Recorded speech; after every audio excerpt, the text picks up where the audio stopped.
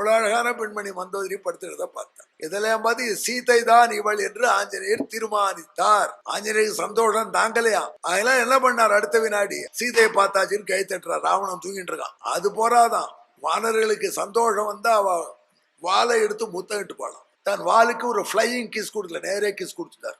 பாடினார், ஆடினார், ஓடினார். அவ்வளவு சந்தோஷத்துக்கு போக்கு வீடு வரல. இன்னும் சந்தோஷம் ஜாஸ்தி. சீதையை பார்த்தாச்சே, கண்டேன் சீதையை நினைக்கிறார். குடுகுடுன்னு அந்த கம்பத்தை ஏறி இறங்கிறார். இந்த ராவணன் தூங்கிட்டு இருக்கான். இவர் கிர்னு ஏறார், குதிக்கிறார். பூமியில ஒரு புரண்டார். இதெல்லாம் ஏப்பா ஆஞ்சநேயர் பண்ணினாரு வர்ணிக்கிறேன்னா, ஆஞ்சநேயர் மகான் தான், ஆஞ்சநேயர் பஞ்சமுகர் தான், ஆஞ்சநேயர் ஹயகிரிவர் தான், ஆஞ்சநேயர் வராகர் தான், ஆஞ்சநேயர் கருட தான், ஆஞ்சநேயர் நரசிம்மர் தான். ஆனாலும் ஆஞ்சநேயர் குரங்கு தான்.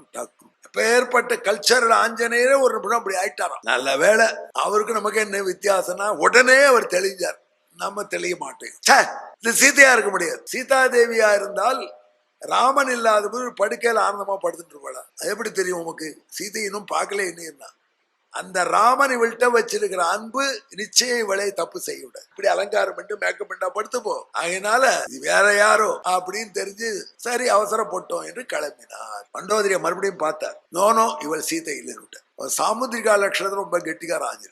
ஆள் பார்த்த உடனே ஜோசியோட முகத்தை பார்த்தேன். அடையாளத்தை வச்சு அவ எப்படியெல்லாம் வாழ்வான்னு கண்டுபிடிக்கலாம். அதே ஆஞ்சநேயர் உடனே ஆபரேட் பண்ண பார்த்தா உயர்ந்த பெண்ணுக்குண்டா லக்கணங்கள் சிலது இருக்கு இவள்கிட்ட. இருந்தாலும் சீக்கிரமா இவளுக்கு கட்டம் வர போறதுன்னு தெரியுது. இவளை கணவனை இழக்க போறாள் அப்படின்னு தெரியுது. இவளுக்கு கேபிட்டல் சிட்டி அழிய போறதுன்னு தெரியுது. So this cannot be Sita என்று தீர்மானித்தான்.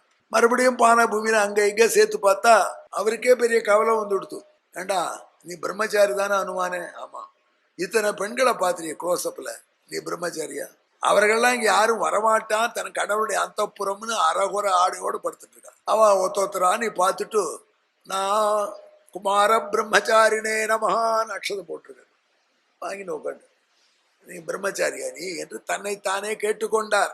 என் தர்மமே போயிடுத்து, என் விரதமே போயிடுத்து. பிறத்தியான் மனைவிகள் நம்பிக்கை யாரும் இங்க வரமாட்டேன்னு நம்பி படுத்துட்டு இருக்கா. அவளை போய் உற்று உற்று பார்த்து இவள் சீதையா, இவள் சீதையா, சீதையான்னு பார்த்தேனே, என் பிரம்மச்சரியம் போயிடுத்தே அப்படின்னு கதறி போனாராம் ஆஞ்சநேயர். ஆனா நான் இந்த பெண்களை எல்லாம் ஆசையோட பார்த்தேனா, என் வேலையே என்ன, சீதையை லொக்கேட் பண்ணணும். சீதையை எங்க பார்க்க முடியும்? லேடிஸ்களை தான் பார்க்க முடியும். என்னுடைய டியூட்டியை செய்யும் பொழுது பார்த்தேனே வழிய இதுல நான் எந்த விதமான மனத்துல ஆசையோட பார்க்கல. ஆகையினால இந்த விரதம் எனக்கு விரதலோபம் கரையாது.